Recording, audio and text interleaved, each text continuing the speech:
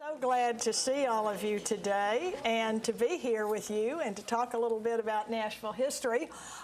It seems like only yesterday we were together back in April or in February, whichever session you came to. And one thing about moving these classes around is I think it really provides all of you excellent exposure to what Metro really does. And this is one of the biggest facilities that Metro operates, and it really has a wonderful history in and of itself. Some of you may have used a pediatrician. Joe Lentz, I think was his name, and all of the Lentzes are connected. But this Dr. Lentz here was the head of the city health department, possibly the county. He was the head of one or the other after World War II, and Dr. Lentz came up with the idea that we could be much more efficient in our services to people who needed health care if we could combine the city and county health departments. And so he proposed that, and amazingly, the City Council of Nashville and the county court agreed with that, and they merged those two things. And so that was really the very first step towards consolidation of government and the creation of metropolitan government of Nashville-Davidson County, the vote went through in 1962, and it it went into effect. Beverly Briley was sworn in as our first mayor in April of 1963, and it was one of a kind thing. Other cities had merged parts of their government, but nobody had done the whole entire city and county coming together. It was quite a noble experiment. I think most people who were involved in that at all think it was and is a grand success. 2 weeks ago, I met with a group of people, business interests from Cleveland, Ohio, because they had come down here and spent the day. They'd gone to the Chamber of Commerce. They had met with Bill Purcell. They had met with a variety of people because they want to consolidate the government of Cleveland, Ohio. But they realize that it's a really long shot there. The thing that they like about Nashville is that Nashville has been able to attract business. Now, I know that when we think about that, that has some pluses and a tiny few minuses, but they feel that their business community is stagnant, and so they are very interested in seeing if they can get a movement going.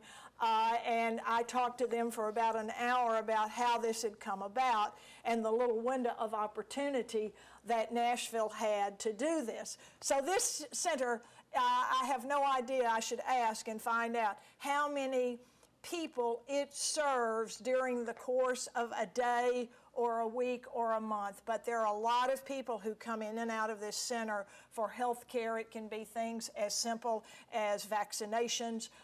It can be a whole plethora of things that people need that are provided for them only at this facility and pretty much nowhere else right now. So you'll see this as you come in and out for the next 4 weeks. You're going to see a lot of different people coming in and out. You'll see mothers with babies. They provide a lot of infant care, maternal care, and other services of that nature here. So welcome to Nashville 102. Now, as you know, nothing that I do ever really quite exactly works as I think it's going to, because I always get a little carried away here and I don't cover as much in one session as I intend to, and I always want to leave some time for questions and answers. But I do want to tell you a little bit about what my plan is for the next 4 Mondays. We are starting, as you know, after the Civil War. The Civil War is a whole course in and of itself, so we really don't need to. I think enough has been said about the Civil War, so I don't really think we need to say much more about the Civil War. So we're going to start when Reconstruction more or less ends in 1870. I'll talk a little bit about that little window between 1865 and 1870 today, but we're going to move right on in to the Gilded Age in Nashville becoming the Athens of the South, the business community which had been very strong here before the Civil War. It's going to expand tremendously. We're going to see a lot of business coming to our city. We will be an educational center with the opening of new colleges here in town after the Civil War, and we will have lots of celebrations. The city's 100th anniversary in 1880, the state's 100th anniversary in 1897. Yes, Tennessee became a state in 1796, but we were a year late in getting around to the birthday party. It was a big World's Fair. It was terrific. I wish I could have gone there. And then next week, we're going to talk about the Progressive Era, Nashville becoming the Wall Street of the South. Can you believe it? The Wall Street of the South. We'll talk about the Carmack shooting, where Senator Edward Ward Carmack was assassinated on the streets of Nashville. We had a trial, a big trial here, trying Duncan and Robin Cooper for his murder.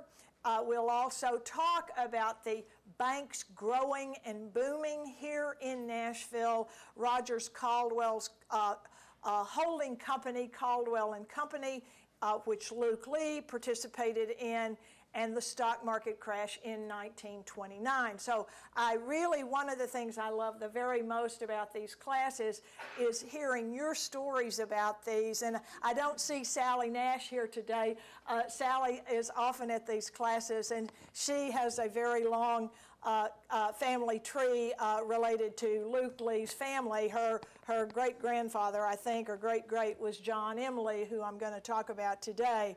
But there are lots of different perspectives of all of this, and we'll talk about Nashville in the 20s. And then coming up with the third week, we're going to talk about the war. We're going to talk about Nashville's music business becoming Music City. We're going to talk about the tiptoeing of Nashville through school integration and the changes that created here in town.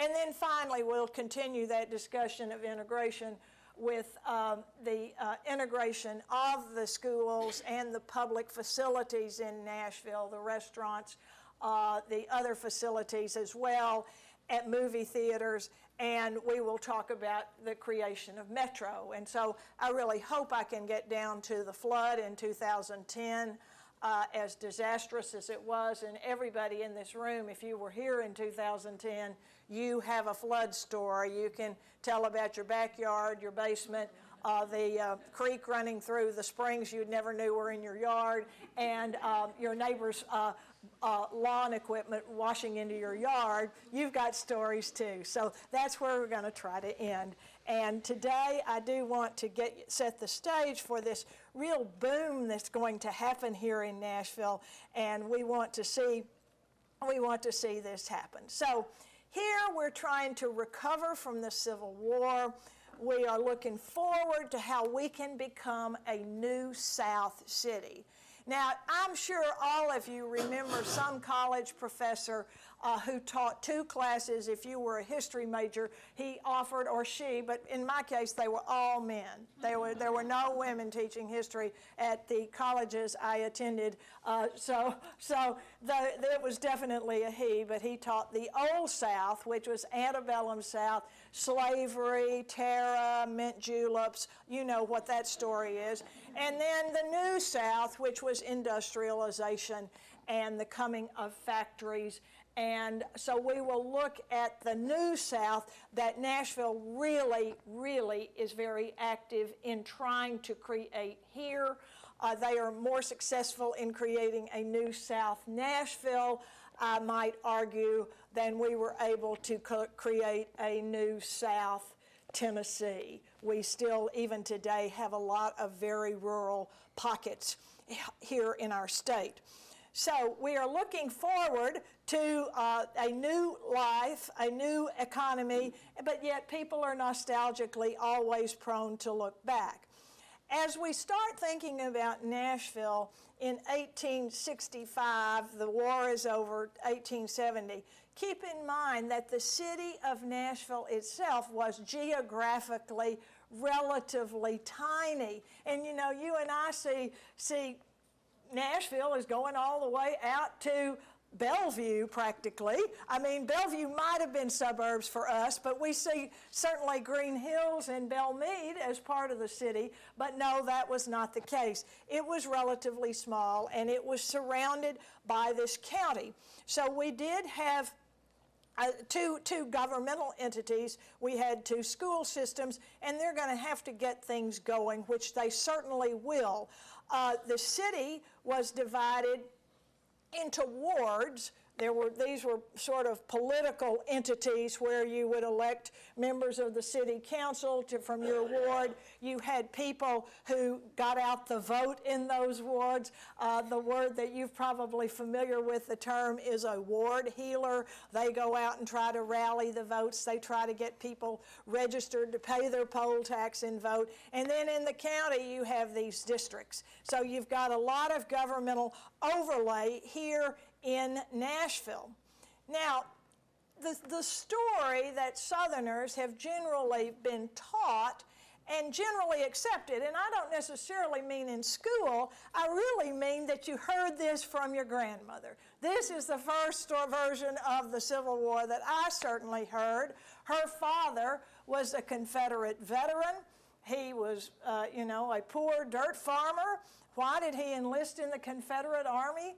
Because he thought it offered him opportunity. That's what these poor Southerners wanted. They longed to have the house with the slaves. That was their ambition, was to accumulate land and make money enough to have a comfortable gentleman's life as a plantation owner. So he enlisted in the Confederate Army. He got the measles or diphtheria, never fought, was discharged, but he was in the Confederate Army. Another one of my great-grandfathers was in the Confederate Army. So the story that you heard it was devastation. The South was in ruin after the Civil War. And that is partially true, but it also is really overstated. And it just really kind of, once again, it depends on where you were.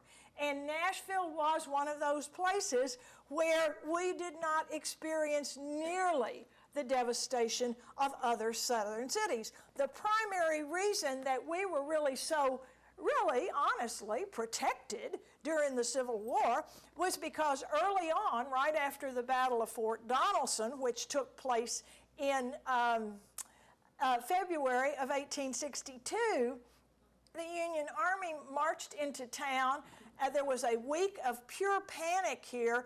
The Confederate government, with our Governor Isham G. Harris, and the bankers with the money, the gold in the vaults, they took off because they really expected Nashville to be burned. Anybody that could get a wagon, could get on a train, got out of town because the word was that they were going to come. And of course, the assumption was that they were going to burn the city. That did not happen, in fact. The Union soldiers were told to leave Nashville alone. Yes, they moved in. Our capital became Fort Andrew Johnson. We've got pictures of the Capitol with cannons around the border up there on the hill, up there on those porticos above the second floor.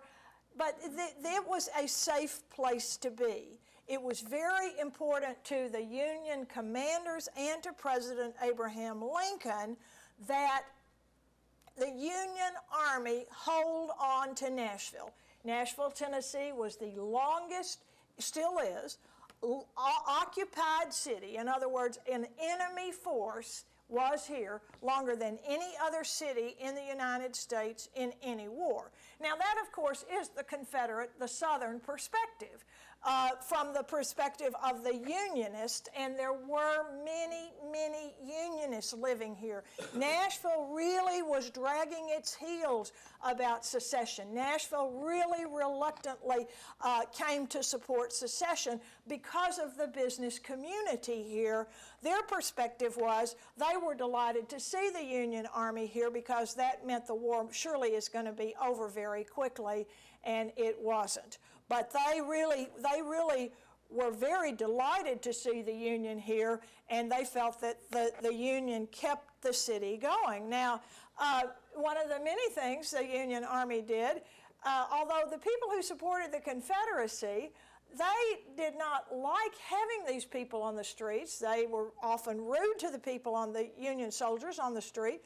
But the thing was, one of the many things the Union Army did was they kept food lines coming in and out of town, so you never were without food. You were, to some degree, able to go in and out of the lines. We've got some diaries that show the Carter family who lived right downtown in the shadow of this building where the Nashville City Center office building is today across from TPAC. The Carters had a family, Mrs. Carter's parents owned a plantation in Robertson County, and they went in and out of Robertson County quite freely, getting food and bringing it back into town. Daniel Carter was a very wealthy banker, and he also ran a transportation line from here to Louisville and back, and he had really started this and established it before the L&N Railroad came in the late 1850s, and they were very wealthy. She kept the daughter, Rachel Carter, who married one of the Craighead family, kept a diary, and so we have lots of descriptions about Nashville, the people here, what they were doing and where they went, and so they were not really suffering. The biggest problem, of course, for somebody like the Carter family was that their son, John Carter, was in the Confederate Army, and they were, of course, terrified that something was, in fact, going to happen to him. But it was a pretty nice place to be. The Fort Negley will be built. There will be forts on other hills in town. This is an image that I want to show you because I think this probably really says more than anything I can say about where it was in the South to be safe. These garrison towns that you see, these black dots here, the garrison towns were places like Nashville. The Union Army was in full command. Down here south, I would say getting close to the Alabama-Tennessee border, if not all the way down into Alabama, was the Confederate homeland, and it was pretty securely controlled by Confederates. But, you know, with all the men gone, there was definitely a difficulty in getting the fields and the crops in. And then you have this area, which is a little less safe, and then the no man's land, which is between where the Union has control and the Confederates have control. The no man's land is places like the Belmead Plantation, which if you've taken the tour out there, you know the stories, the trials and tribulations of Elizabeth Harding.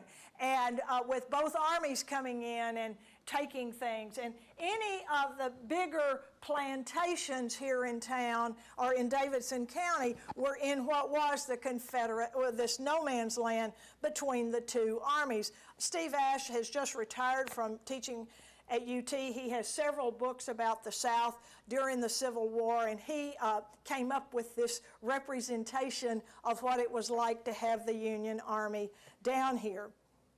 So we have him in town. We have the Union Army controlling the city, and among the many things, this is what some people love to talk about, the Union Army legalized prostitution in Nashville because it kept the men from bothering the women. So, you know, there was a red light district. They had initially, of course, this was not in the plans at all for how you occupy a city, but a boat had brought a cargo of prostitutes to Nashville once the Union came in, and they the Union Army commandeered the boat and took them back up to Cincinnati or somewhere, and the prostitutes were back before the boat got back. So that was what necessity was the mother of invention there. They did that. Now, one of the things that we have that tells us about Nashville at the end of the Civil War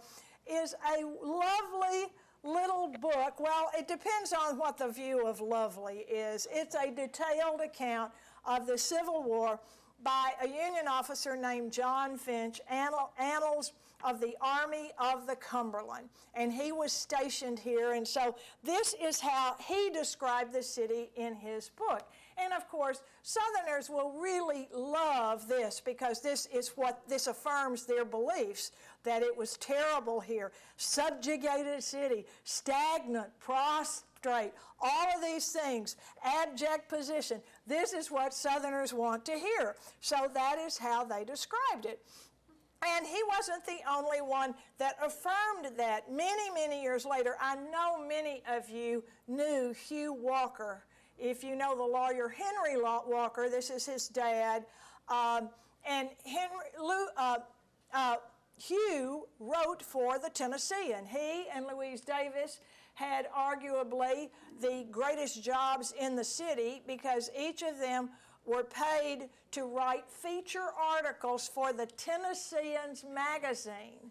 Now look at close your eyes and think about the paper that was on your kitchen table yesterday morning, and think of a paper that has its own magazine. And the Tennessean, things have changed with the onslaught of online news reading. So, but it was a full magazine and lots of interesting things. So he wrote this article about Mr. Fitch's. I don't even know his title. I would assume he was a colonel, but I don't know that for a fact. And every time I look for it, I can't find it, but then I quit looking because I don't look very hard for it. But he did an article about this Annals of the Army of the Cumberland. And of course, he really thought that it did a terrible job of it. You know, it was very negative about our people. It was negative about the people who owned the big plantations in the area and why they supported the Confederacy. He was very, the book was very negative in that regard of the people who supported the Confederacy, and a little more positive about the Unionists who were here in town. So again, you know, the Civil War is not dead. I think William Faulkner would agree with me there. It's still with us today, and we're still debating what needs to be taught and what doesn't. Now, this is John Edgerton's writing. John Edgerton wrote this in 1979 in honor of our second anniversary, the 200th anniversary. The Century 3 was the name of the committee that was formed, and he wrote a very lovely history of Nashville that is so elegantly reading. It is just a magnificent thing. We at the Metro Historical Commission, we have permission from John Edgerton to republish this, but we've got to have a little tweaking, which we need to bring it up from 1980 to 2010 anyway. But if we ever get this done, it's fairly short and easy to read and really quite lovely. So I hope one of these years we will get onto that project. Maybe not this one, however. We've already got our hands full. Now, two of the people who were here in town who had a very precarious position, I will say, that really helped make that transition from enemy occupying our city to moving forward beyond the Civil War were John Berrien Lindsley and John McCormick Lee. And I really think these people have been pretty well forgotten in history. People may go down to the Fulton campus, the Howard School office complex on 2nd Avenue, and know that Lindsley Hall is back there behind the buildings, which was it's the only remaining building of the old University of Nashville. But we don't really know much about it. It was his father was the one who founded the University of Nashville. He was brought here. He was recruited by the powers that be here in Nashville, including Andrew Jackson, to come to Nashville and reopen a college. We had had several fits and starts at colleges. Cumberland College had closed, and Philip Lindsley, who was a Presbyterian minister as well as an educator, he said he would come, but he wanted to change the name of the school from anything related to Cumberland or Davidson to the University of Nashville. And he came, he recruited over the years. He was president, which was shortly before the Civil War. He came in December 1828. The school got started the next year. He stayed in the presidency until he turned it over to his son, John Berrien Lindsley, who was a physician. And it was Philip Lindsley who said, I want this city to be the Athens of the West, a center of learning. And of course, you think of it as the Athens of the South, but we forget that this was the West in 1828 and 29 when he came to town. So the University of Nashville was, in fact, arguably one of the finest educational institutions in the country, but certainly it was a leader in the South. People came from all over the South to study with the faculty there. And he, of course, coming from New Jersey, he supported the Union. He and his family kept the university going throughout the Civil War. When the Civil War was over, they had such tremendous financial troubles that it had to close. Now, by this time, John Berrien Lindsley, the son, is trying to keep it open. He's trying to figure out something to do. How can we get some money to help students come to this school? And he finally heard about a philanthropist, industrialist in Massachusetts, George Peabody, who had offered money for colleges that would teach teachers, and those were called normal schools in those days. A normal school anywhere in the South, he would offer money. So John Berrien Lindsley pretty much single-handedly convinced people here that this was a good idea to take Northern money. And then the second one was to get the Peabody Fund to make the contribution here. And so there was kind of a little bit of an evolution here, and it ultimately became Peabody College for Teachers, and then it will ultimately move over to 21st Avenue, where you know it today. But he was one of the people that could bridge the gap between the Confederates and the Unionists here in town. He was, like many of these people, he was a member of the First Presbyterian Church downtown. They had all sorts of connections with the business community. And so he really did a lot to see that we moved forward here when it was all over. We've got several people here who were supporters of the Union. Now, some of these others, their sons fought for the Confederacy, but the Lindsley sons did not fight for the Confederacy that I know of at all. They remained here in town. His brother was the postmaster during the Civil War, which is, of course, a government position. John McCormick Lee was another one of these people. He was a businessman. He was an entrepreneur. He was very much a respected leader in town. We had a tremendous amount of trouble with our city government when the Civil War was over. We had this Reconstruction governor, so to speak. He had been elected in the closing days of the Civil War, William G. Brownlow, which nobody in Tennessee liked him. Now, he was very much, for one reason people didn't like him here was he was from East Tennessee. That was one reason. I think that Nashville, but no, being serious here, he was very authoritative.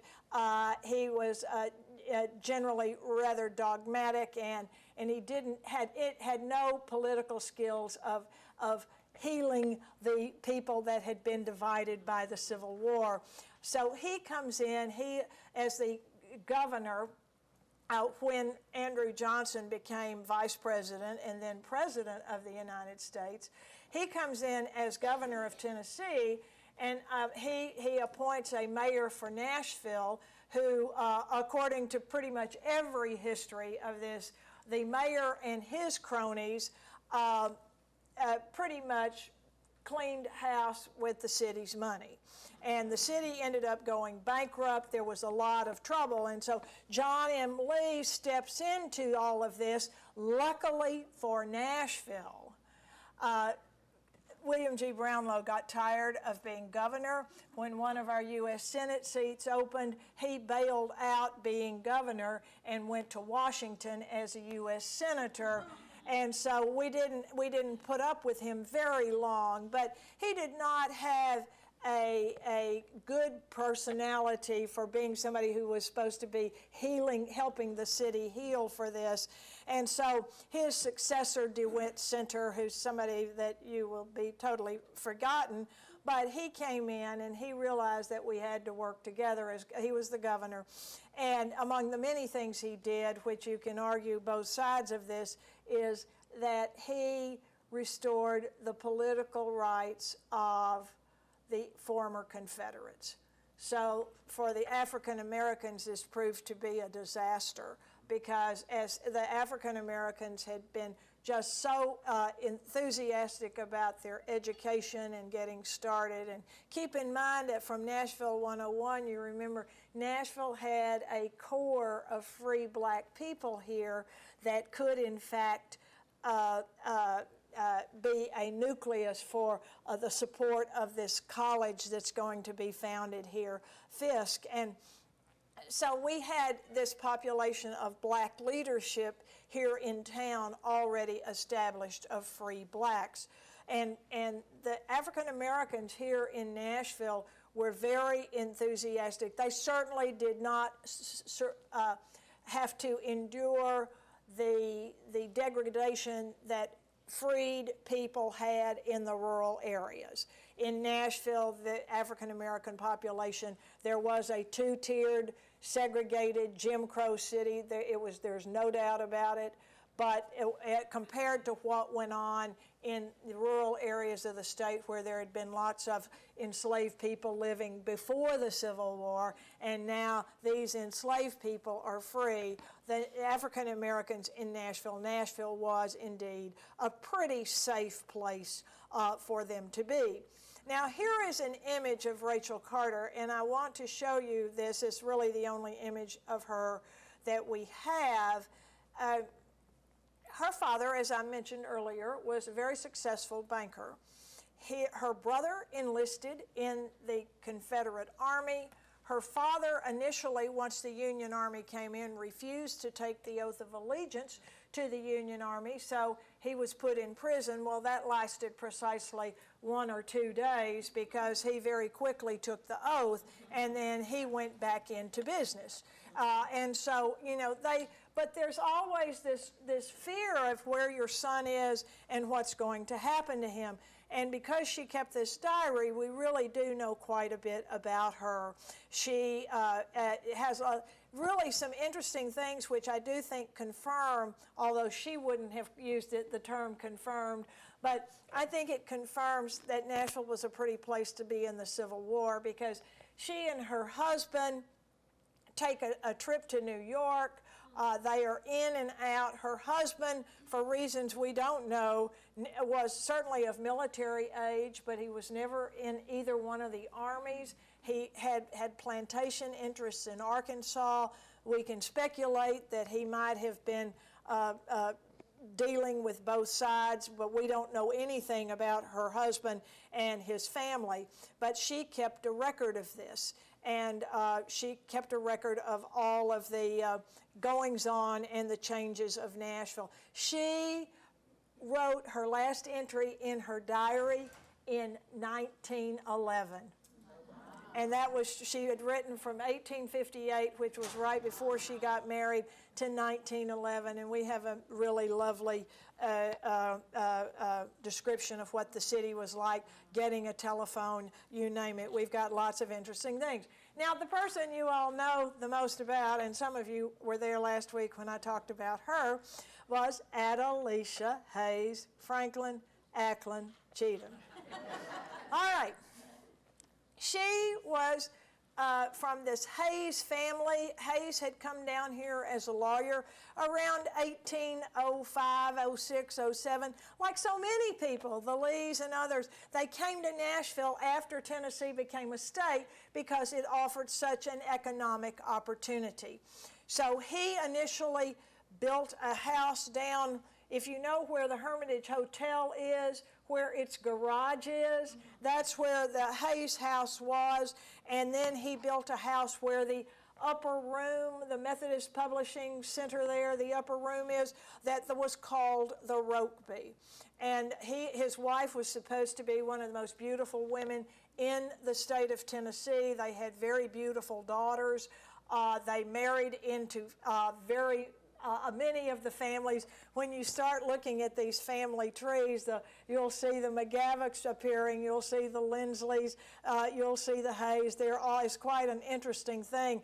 Ridley Wills knows the family tree of every one of these persons. And it's just thrilling for me to hear Ridley talk about this and talk about all the connections between who married who and who lived on whose property and so on and so forth.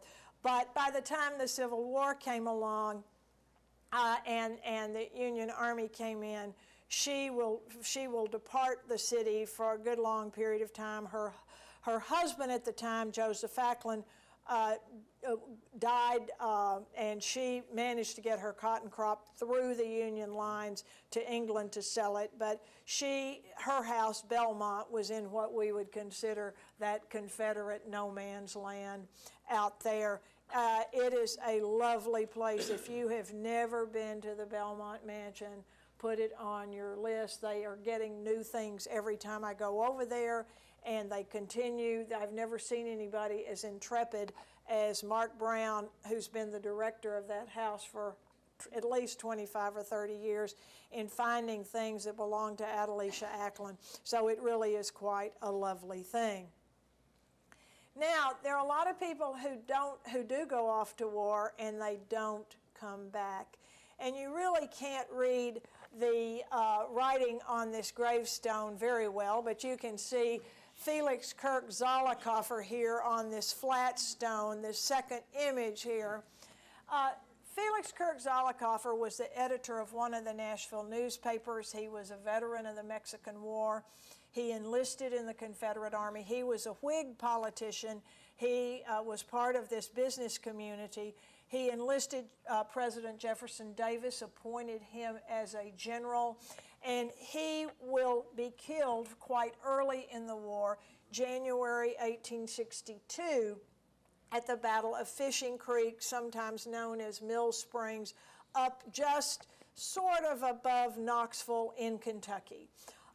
It was a tremendous tragedy for the Confederate Army. It was a tremendous tragedy for Tennessee as well, and especially for Nashville, because there were some young men from Nashville with him. His aide-de-camp was young Henry Fogg, whose father, Francis Fogg, was an ardent Unionist. He had been opposed to slavery. Francis Fogg was opposed to a lot of things going on, but young Henry had enlisted. But Felix Zollicoffer is killed. Now, he has this flat, there is a little headboard marker that you can't see here. The obelisk behind there with the ribbons on it, the laurel wreath, and the lacrimal urn up at the top, That is the gravestone for his wife, Louisa Pocahontas Gordon Zollicoffer. She died at the age of 37 or 8, giving birth to her 13th children. She died in 1858. All 13 of these births were live births. These children died sometime later, various things, diseases and other things. And she had 5 living children, but she had died 4 years before her husband. So 5 children now in Nashville do not have parents. And this was the toll. And he had an enormous funeral down. He laid in state at the Capitol. A riderless horse with the stirrups on the saddle turned backwards comes from downtown. His home was where TPAC is today. And he comes from, the body is brought out to the city cemetery where he is going to be interred, buried there beside his wife. So it was a great tragedy, but he was not the only one that had suffered. His family was not the only one that suffered a tremendous loss. Lieutenant Henry Middleton Rutledge Fogg was also killed. And Henry Fogg is buried at the city cemetery. His father was Francis Fogg. His grandfather was one of the Rutledges, as in Rutledge Plantation in South Carolina. He came from deep South Carolina roots. The Rutledges received a land grant in Tennessee down near Winchester. They came and wanted to be in a city, and so they ultimately moved to Nashville, built a house called Rose Hill, where a piece of it is still up there on what is known as Rutledge Hill, where the Fulton complex is. There's a piece of their house back in some of those streets. If you have not driven back there lately, drive behind the Fulton campus. It's a completely different world back there. You have never seen so much development back there. There are condos and apartments. It's quite heavily developed now. But he is brought out here. Now, the great tragedy for them was his mother was Mary Rutledge Fogg. His mother was the Rutledge's daughter, and she married Francis Fogg, who was from the North. Mary Rutledge Fogg had 3 children. They all lived to adulthood. All 3 lived to adulthood, and Henry was the last one to die. And the other 2 had died of natural causes. They presumed that one of them had some kind of brain aneurysm of some kind, but a son and daughter had already been buried here in the Rutledge family plot at the city cemetery, and now Henry is brought to the city cemetery and buried as well. Now, in the interest of promotion, if you want an easy dose of children, and you can take your friends, your grandchildren, anybody that wants to go with you, go out to the city cemetery in October.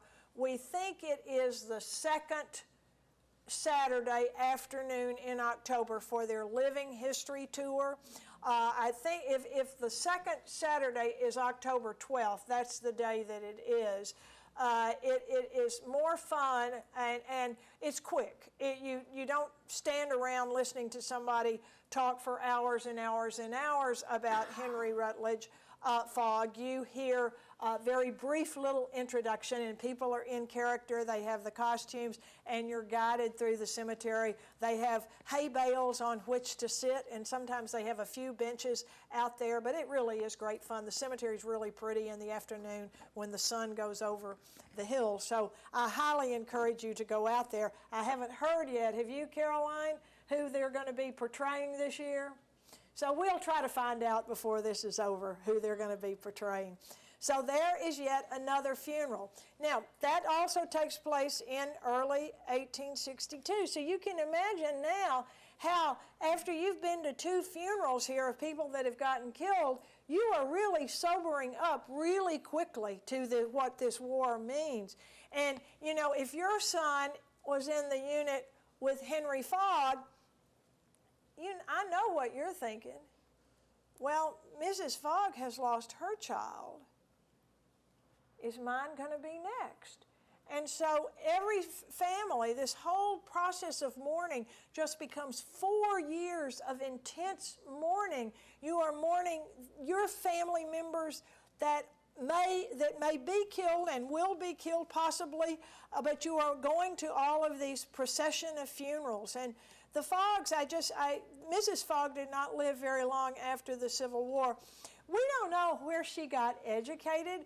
I think that somehow or another, because of her family connections, that she was allowed to take classes at the University of Nashville but not get a degree. That was very common in the South. Southern colleges would allow women to take classes, but they would not award degrees to women. And they could not participate in a graduation ceremony. She wrote a college biology book that was used in colleges across the country under the name M.R. Fogg. And so she was apparently quite a brilliant woman to be able to do that. Now, if you go to Mount Olivet, and Mount Olivet didn't really get started till after the Civil War, one of the most impressive monuments at Mount Olivet is this mausoleum that Daniel Carter, Rachel Carter's father, built specifically to house the body of his son, John.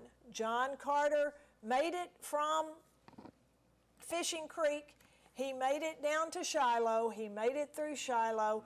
But then the Confederate Army is up in Kentucky. The Confederate Army of Tennessee is up in Kentucky. And he gets killed at the Battle of Perryville in October of 1862. And, you know, it was a terrible death. Mrs. Carter goes up there to see about him, and she stays about 2 months. It was a long, long death from these wounds. We just didn't have the medical technology. You know, the military technology is always about a generation behind medical technology. And he died, and the family, I would say that death made Rachel, his sister's, it was a turning point in her life, because she and her husband would often come out here after her father had built this mausoleum. It's marble, it is beautiful, and there are 20 or 30 folks buried inside and out on the grounds around it. But they would go out there and on at least a weekly basis, and sometimes more, and they would open, this is described in her diary, they opened the casket and look, and she would write about his remains there, and this was, I would say, this was really something she never recovered from, seeing her brother die like this. Now, another person who died in the Civil War is somebody who wasn't from here at all. This is White Turpin. This is another monument out at the city cemetery, and it's one of the most touching of all. It used to have an obelisk on it, but the obelisk disappeared some time back. But White Turpin was in a Mississippi company. He was here at the Battle of Nashville, and there's a scripture on this gravestone that is from the Old Testament, and it's something to the effect down here, "Thou shalt be missed because thy seat will be empty." 1 Samuel, I think it's 2:18, and then it's erected by his mother. So very, very moving and very touching. Now, Nashville's trying to get going in many different ways. As soon as the Civil War is over, all the African Americans are rejoicing, both the free African Americans who had been free before the Civil War and now the newly freed former enslaved people.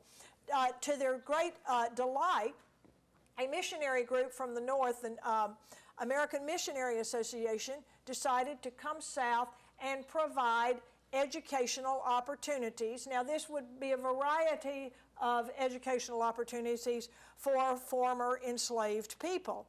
And so the missionaries came down. They had from children to grandparents, the hunger for knowledge, to learn to read and write, something that had been so denied to so many of these former slaves. This was something that was very thrilling for them. Now, the free African Americans who lived in town, they had actually started a school for their children. So one of the beneficiaries of that was James C. Napier, whose parents were here before the Civil War, and he received an education, and then he went on to college, not at Fisk, but he went on to college and became a lawyer. And African Americans are really excited about what's going on. This college, Fisk Free School, is named initially for the head of the Freedmen's Bureau in Tennessee. And you all know this story of the Jubilee Singers, who, in order to raise money for a building on the campus, they had a singing tour and ultimately raised enough money for the building of Jubilee Hall at the cemetery. There are two of the original Jubilee Singers buried out at the city cemetery, and there is a particular day in October when the current Jubilee Singers go out to all the cemeteries in Nashville where Jubilee Singers are buried, and they lay a wreath and sing.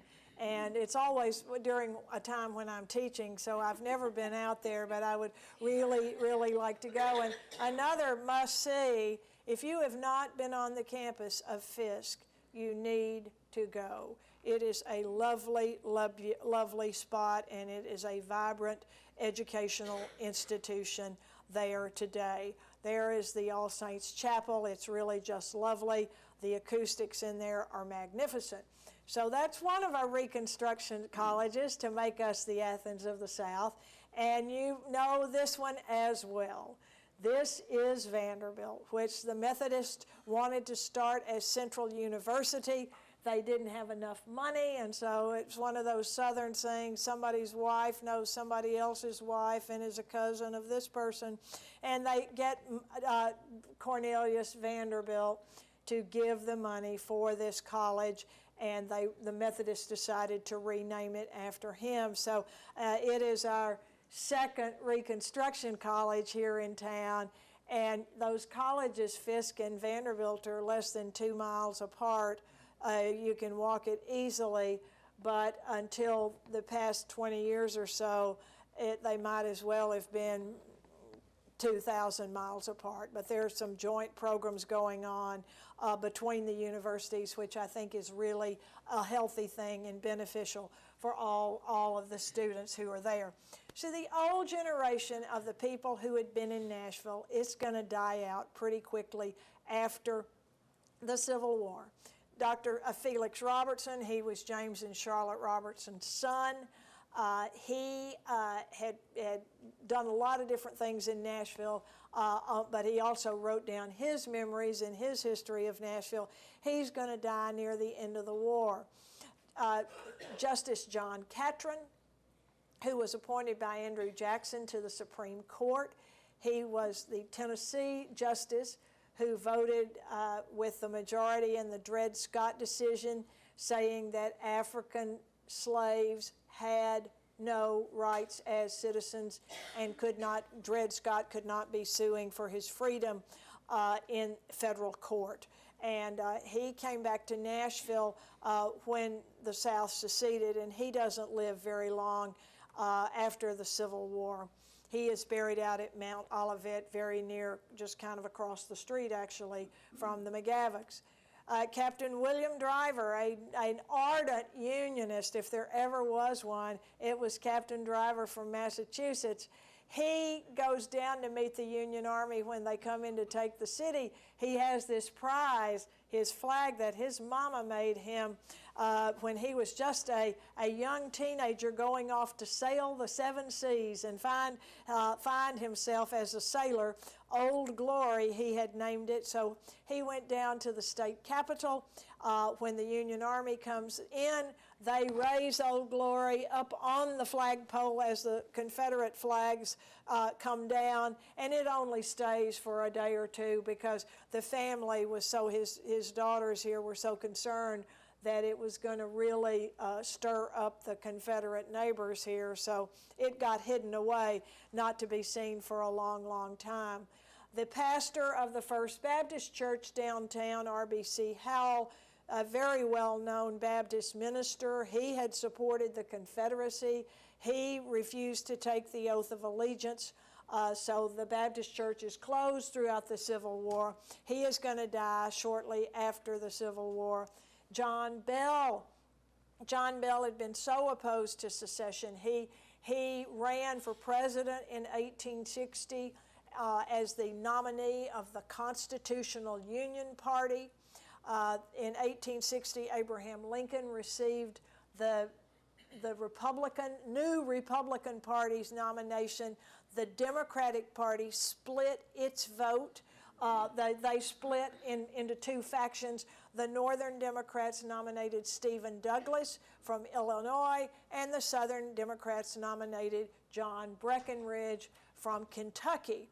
And so you have Bell getting more votes in this election than Stephen Douglas, if you can imagine that. He carried Tennessee, Kentucky, and Virginia. He carried 3 southern states. He carried those 3 states. But the platform of this party was together. Let's uphold the Constitution and keep the Union together. That was simple as that. That's what he wanted to do. Francis Fogg will live a little bit longer. His wife dies fairly soon after the war. He is another one of these people who is really trying to make the bridge between the war and moving forward. But he himself does not live too much longer after that. He was very much a supporter of public education, and as you know, Hume Fogg is named for him. The grande dame of Nashville was Sarah Childress Polk. Sarah Childress Polk, there's a magnificent biography about her out. Some of you may have gone in the spring to hear the author discuss the book. It's called Lady First.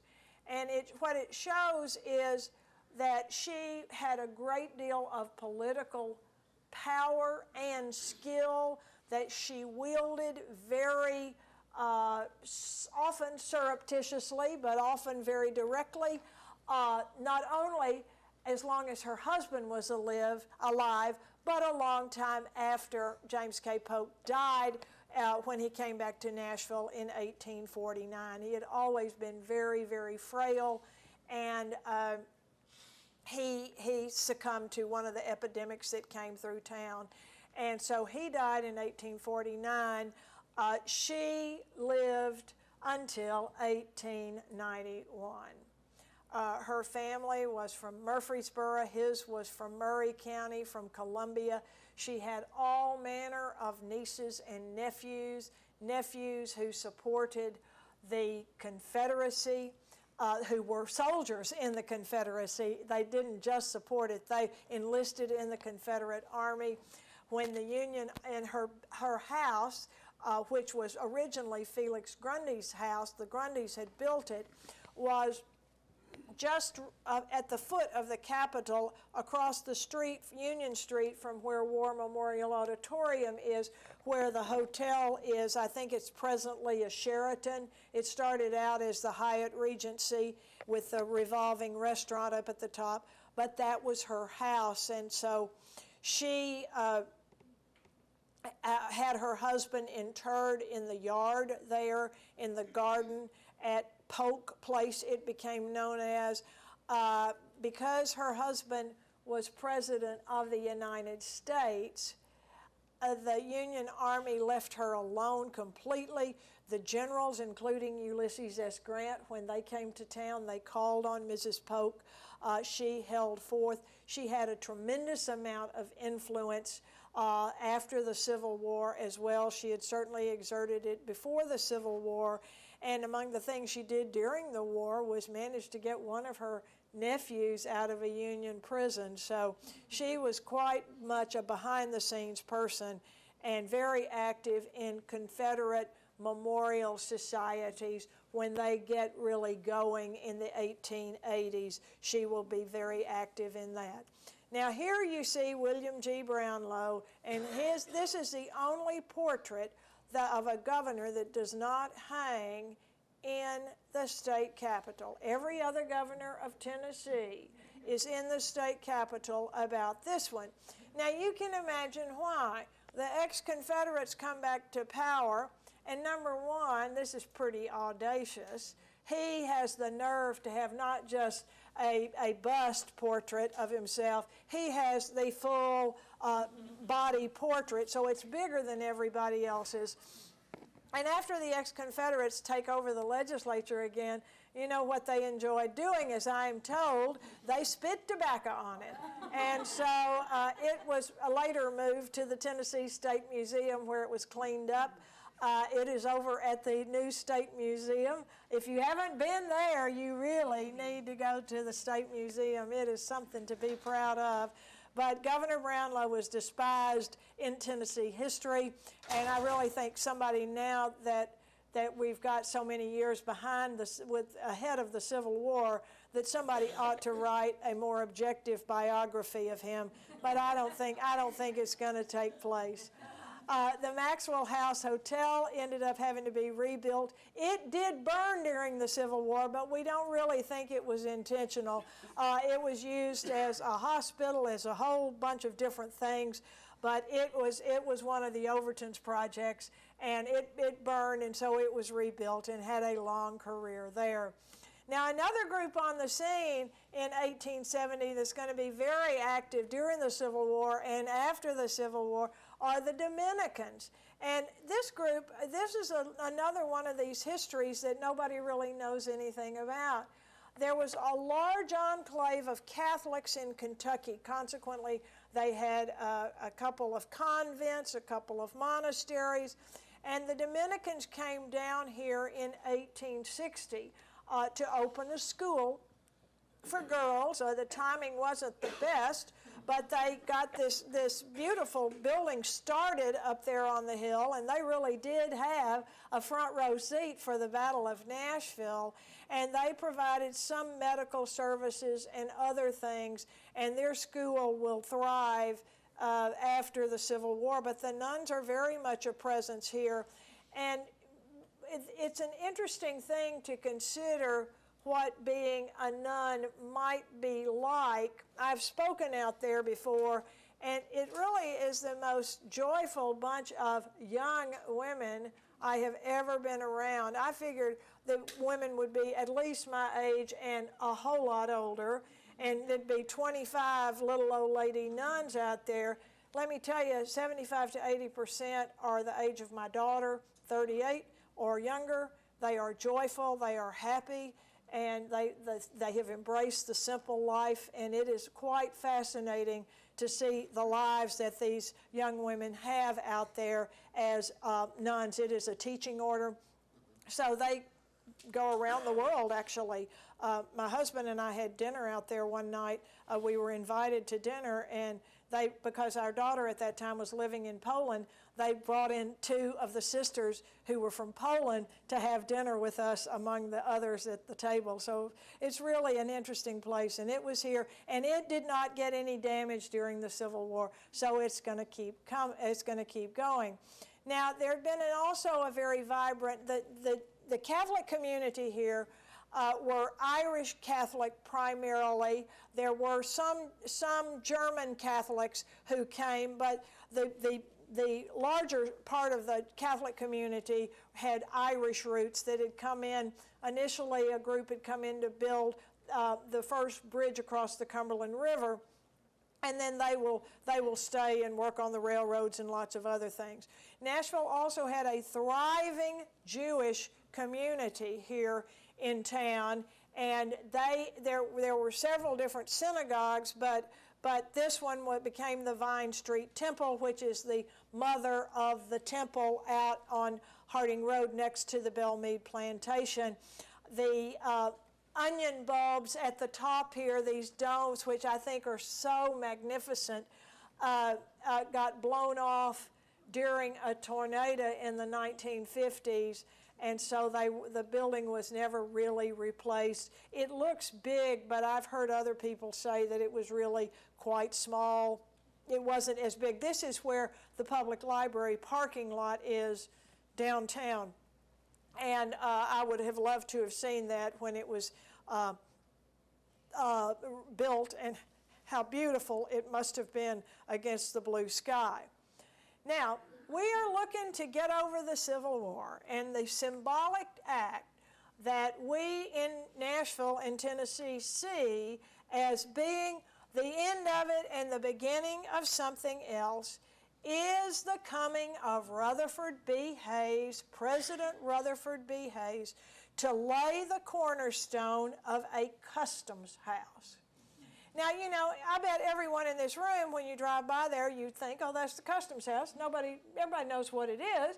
There are probably fewer of you know, or just think about it. It's not that you don't know it, it's just you hadn't thought about this. The customs house, the U.S. Department of Customs, provided the bulk of the revenue for the federal government until the income tax was created. These are tariffs charged on goods coming into our country, and so any town that had a port, such as Nashville or Memphis, Clarksville had a customs house, but this was a center of the federal government. Go to New York City and you go down in the financial district and you'll see this magnificent building with these statues of the four of the continents across the front of it, and it's the Native American Museum today. Nobody knows that that was the customs house, and the reason they got such an elegant building and we got such an elegant building was because they were bringing in so much of the federal money to pay the federal bills. So Rutherford B. Hayes comes to town. There is a great fanfare to celebrate his coming. This means we are really reconnecting. And you see this. This is really the end of the Old South. We are really we are moving on now. We are moving on. Now, I want to show you these two pictures here because this one is much more contemporary. These wings were built after, and that when we didn't need customs houses anymore, the city acquired this, and the city owns it. There's a lot of empty space in that building, and there's a landlord that has a lease that leases out the space, but I really think this building, now that we've got so much tourism down there with the Music City Center and all the conventions coming, this could be a showplace for our city. We could put some kind of a city museum on the first floor. It's magnificent, but it's got a lot of deferred maintenance issues there. It's a good thing I'm about out of time because it looks like I didn't plug my computer in and the battery may go any minute. All right, so that's in 1877, and then we have a big party, and it's right down there by the Customs House. We have our city's centennial. The descriptions of the centennial are utterly amazing. Every fraternal organization in town had a band or some kind of marching unit. There were all manner of groups of bands and parades and all sorts of exhibits at this. As you see, we've got cotton, tobacco, and grain, furniture and mattresses, hardware. All of these things are going to be on display. And this is our little mini World's Fair to show how much progress we as a city have made. So it's kind of interesting to look at the two centennials here, the centennial of the city in 1880 and then the centennial of the state in 1897. And there has just been that little less than 30-year period. There is a tremendous amount of change and growth here in Nashville during this period of time. I would have loved to have gone. There were bands marching here, there, and yon. People came. It wasn't a very long run of this fair, but it was quite an expedition and would have been fun to attend. It got a lot of attention when it was going on, and then so much so did it get that much attention that after it was over, Nashville sort of began to be looked like as a destination. And so as a result of that, you see Harper's Weekly running this article about Nashville, and there is a scene of some of our high points here in our city, the grave of Andrew Jackson and the Hermitage, of course. There on your right, you see the river, you see the Customs House, and we were very proud of our city, but this would be like getting a feature story in the New York Times for this to run in Harper's Weekly, because people read it. We were readers in those days, and it must have been fun.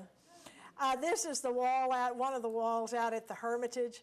I'm not at the Hermitage, at the Opryland Hotel, and I do think the paintings out there are grand. The city of New Orleans gave our city, Nashville, a gift, and it was the equestrian statue of Andrew Jackson. So that was a gift from New Orleans to Nashville. I know there's one in Jackson Square in New Orleans, and I think there's one in Washington, D.C. I'm pretty sure that I have seen that as well. This is a time when we're gonna have a lot of exciting things going on. Yeah, I think you former school teachers, you could have used this sign in your classrooms. I think this would be good. You better quit your meanness, because you know what's going to happen here. So anyway, there goes the power. I see I've lost my power. But Sam Jones comes and he has what they call a union revival. He comes several times. And a union revival means that all the churches come together to more or less sponsor it and dismiss services at night for people to come to this. And they put up an enormous tent down on Broadway, and there's music, and there are crowds and crowds of people coming to hear this Georgia evangelist, Sam Jones, preach. And apparently it was totally mesmerizing to hear him preach. One of the young men in town who was in the process of making quite a lot of money was Tom Ryman, who had a fleet of steamboats, and there were bars and gambling on his steamboats, and he and his buddies went to hear the revival just to kind of have something to make fun of.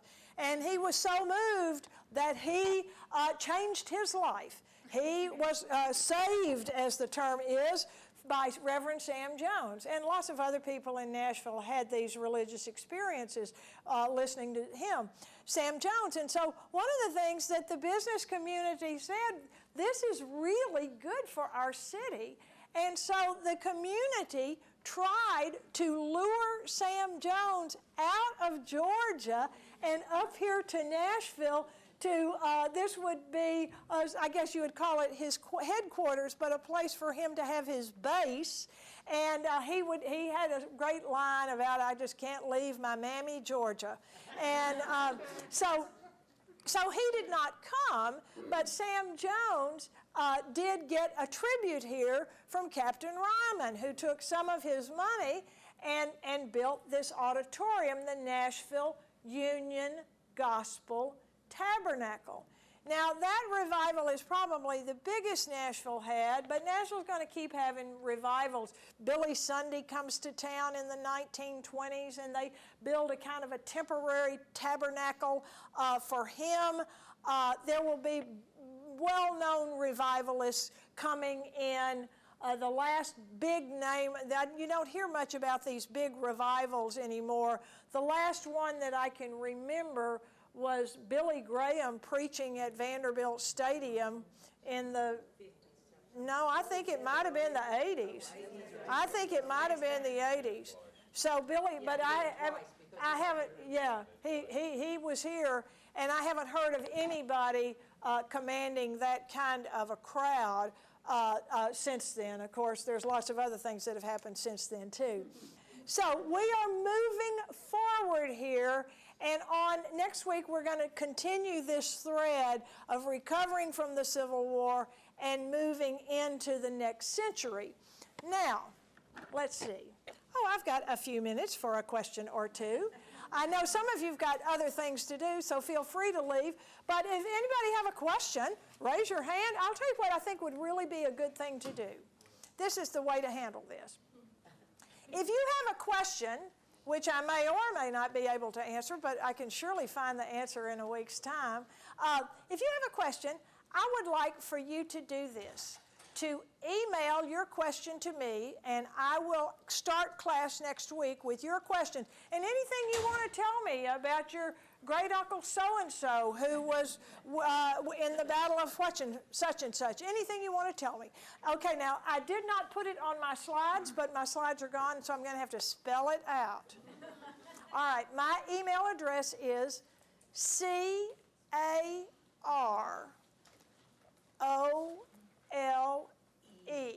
Yes, you got to remember that because my mother thought that E was important, so you need to think so too, because it won't get to me if you don't put the E on it. And then it's dot, and then it is B as in boy, U-C-Y, Busey, at nashville.gov. And Busey is, I get lots of questions about being a Busey, but I married a Busey from West Tennessee.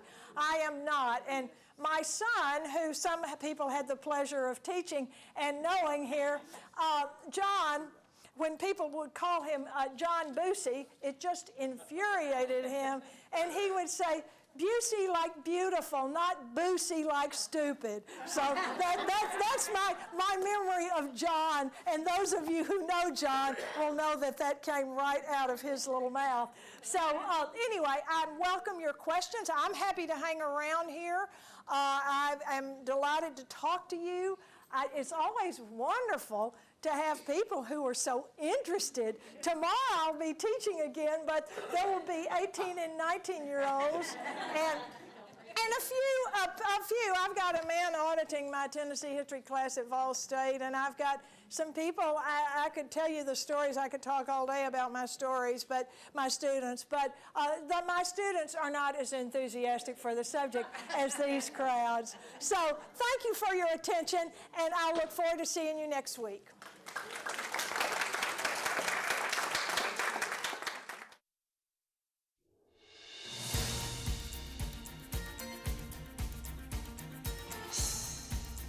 This has been a service of the Metro Nashville Network. If you would like to see this presentation again, or for more information about this and other programs, visit nashville.gov.